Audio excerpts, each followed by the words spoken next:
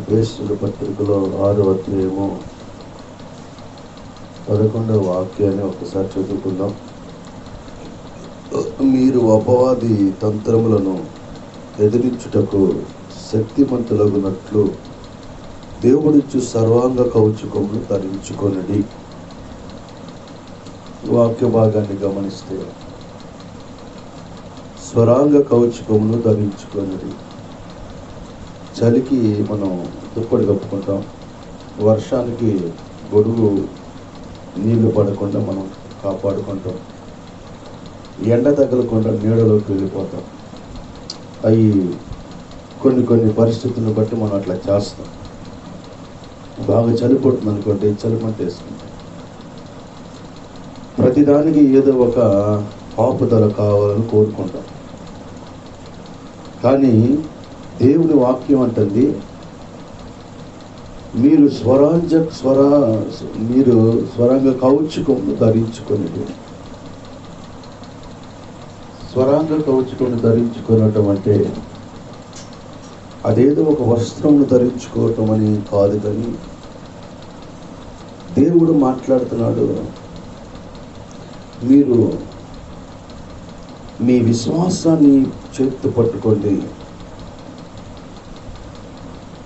సత్యమును మీరు పట్టుకోండి,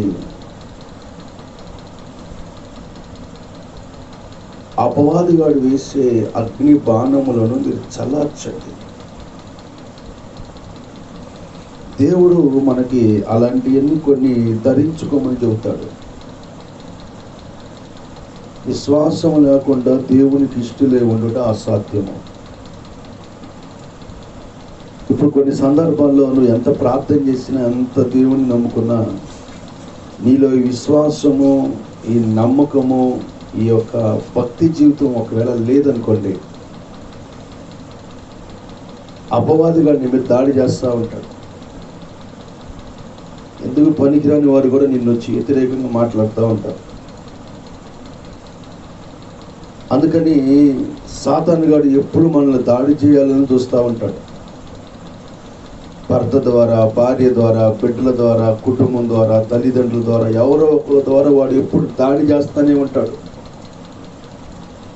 ఈ దాడి చేసేటప్పుడు ఈ స్వరాంగ కవచమును ధరించుకోవాలి.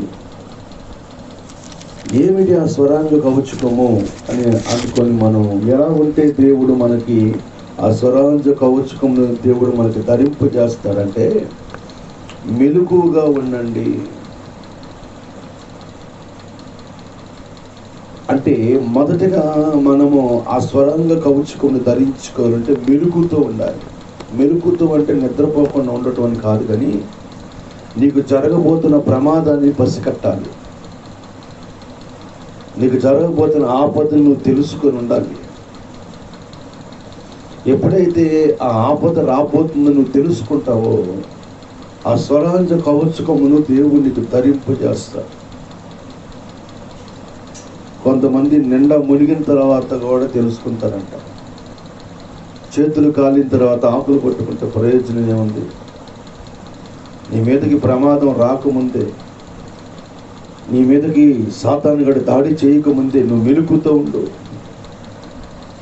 ఆ గ్రహింపు, ఆ జ్ఞానమును, ఆ తెలివిని ఉపయోగించి దేవుని పాదాల దగ్గర నువ్వు ధైర్యంగా నిలబడి, ఎందుకు ఇలాగ నా కుటుంబం ఇలా మార్చబడింది, నా పరిస్థితి ఎందుకు ఇలా మార్చబడింది, నా జీవితం ఎందుకు ఇలా మార్చబడిందని ఆ ధైర్యం కలిగి నువ్వు విశ్వాసంతో ముందుకు వెళ్ళినప్పుడు ఆ స్వరాంగ కవచమును దేవుడు నీకు ధరింపజేస్తాడట.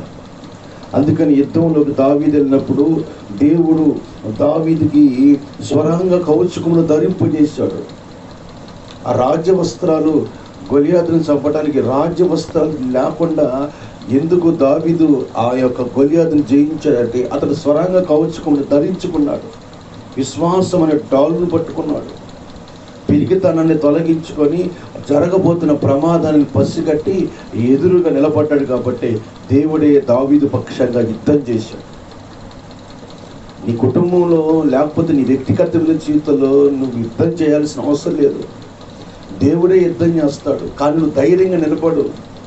పిరికితనంగా పారిపోవద్దు, కృంగిపోవద్దు, నలిగిపోవద్దు. అందుకని దేవుడిచ్చే స్వరాంగ కవచుకమును ధరింపుచ్చుకోవాలి. ఆయన ఆయన ఆయన కవచుకము నీ మీద ఉన్నప్పుడు నిన్ను చూసి సాతాను కూడా పారిపోతాడు. నేను చూసి సమస్యలు దూరం అయిపోతాయి. సమస్యకి ఎదురుగా నిలబడేటట్లుగానే ఉండాలి, కానీ సమస్య చూసి కృంగిపోయేటట్లుగానే ఉండకూడదు. ఈ ఉదయకాలమున దేవుడు అంటాడు, నేను నీకు స్వరాంగ కవచుకమును ధరింప చేయబోతున్నాను.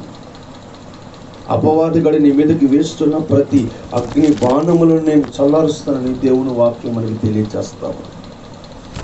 మరొక మాట మాట్లాడి నేను ఈ వాక్యాన్ని ముగిస్తాను. మరొక మాట కూడా బైబిల్లో మనం చూస్తే అదే గ్రంథంలో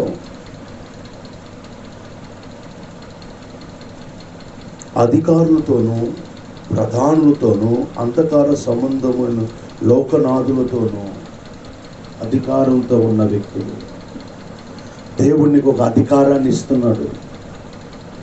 దేవునికి ప్రార్థన అధికారం ఇస్తున్నాడు. అధికారాన్ని పోగొట్టుకోకూడదు.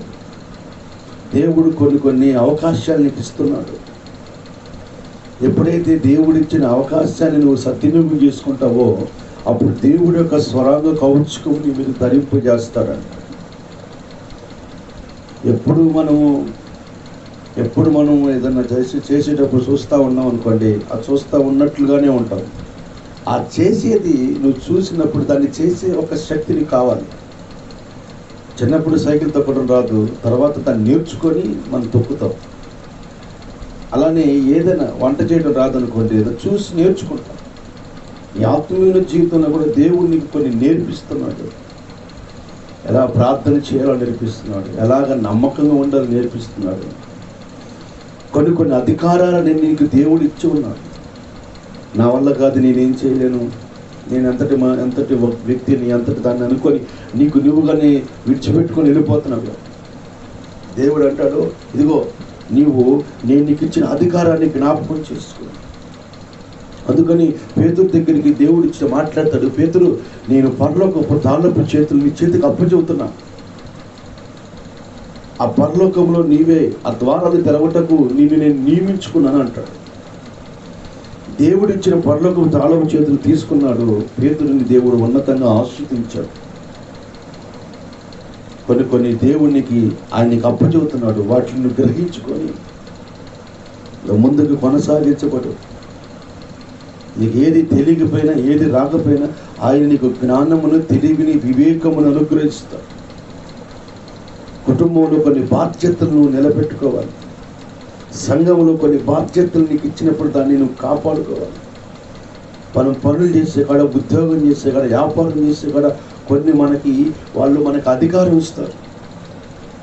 వాటిని మనం తీసుకొని వాటికి మనం న్యాయం చేర్చే వ్యక్తులుగా ఉండాలి. ఇది కుదరదు అనుకుంటే దేవుడు దాన్ని కుదిరించేలా చేస్తాడు. ఇది నా వల్ల కాదు అనుకుంటే దాన్ని దేవుడు నిరూపిస్తాడు. ఇంత తప్పు నేను ఎట్లా తీర్చుకోగలుగుతాను, ఇంత సమస్య నేను ఎట్లా పరిష్కారం చేసుకోగలుగుతాను అని నువ్వు అనుకుంటే దేవుడు అంటాడు, అవన్నీ కూడా నీ నుంచి తొలగిస్తాను అంటున్నాడు.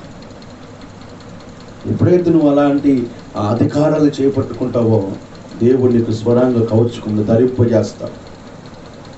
నమ్మకంగా ఉన్న వాళ్ళకి పనులు, బాధ్యతలు అప్పచెబుతాడు. దేవుడు నీకు ఒక బాధ్యత అప్పచెప్పాడు. అది ఎట్లాంటి సమస్య అయినా కానీ విడిపిస్తాడు దేవుడు. మొదటగా దేవుడు నీకు ఏం చెప్పాడు? మెలుకుతో జరగబోయే దాన్ని గ్రహించుకొని ధైర్యంగా ఉండు. అప్పుడు దేవుడు స్వరంగా కవచుకొని నీకు, నీ కుటుంబానికి. రెండోది, నీవు అప్పచెప్పిన బాధ్యతని స్వీకరించు. అది ఎటువంటి బాధ్యత అయినా కానీ దేవుడు నీ పక్షంగా ఉండి కార్యం జరిగిస్తాడు. దేవుడి కొరకు ఒక అడుగు ముందుకు వేస్తే నీ కొరకు దేవుడు 10 అడుగులు ముందుకు వేస్తాడు. ఈరోజు నీ భయాన్ని, నీ పిరిగితనాన్ని తొలగించుకో. నీ కుటుంబంలో శాంతి, సమాధానం